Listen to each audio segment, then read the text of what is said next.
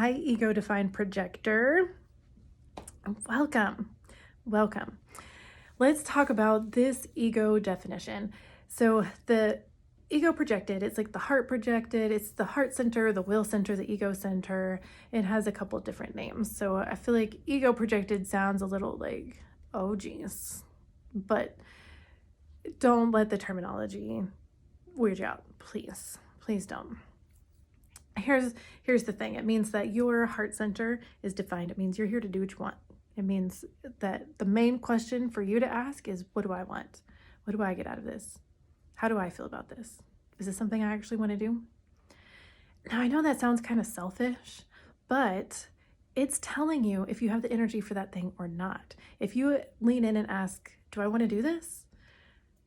And it says yes, then that means you have the energy for it. If you lean in and ask, what do I get out of this? And then you hear an answer for that, well, then you're going to show up in an empowered way, right? Because you know that you're here to make a contribution. You're just really here to make a contribution by being yourself. Now, the important thing, remember we talked about combining strategy and authority. The important thing is to really follow your strategy of waiting for the invitation. Projectors really need to wait for the invitation before they do anything. And it's because we're just too cool. Not everybody's ready for us. That's all it is. So if you just kind of force yourself on somebody or on a situation or whatever, then you'll end up getting bitter. And that's why it's important to ask what you want and to wait for the invitation. Because that defined will center is all about keeping its promises. And so if you commit to something, you're going to follow it through whether you want to or not. And so if you are making a decision that's not aligned for you, then you're going to end up getting bitter and exhausted, and it's going to just be a whole mess of things for you. Okay. But if you have an invitation to pursue this thing. Now, invitations we talk about in a whole different thing, but this is for like big decisions, like for a job, for a relationship, right? If you get a job offer and then that's when you ask, well, do I want to do this job? What's in it for me? How does this benefit me to do this job? And you need to ask that, because once you understand what the benefit is for you, then you can fully commit to that thing. That's how you know that you have the energy to pursue that thing. And then you're showing up as your authentic self, and that empowers everybody else around you to show up as their authentic self.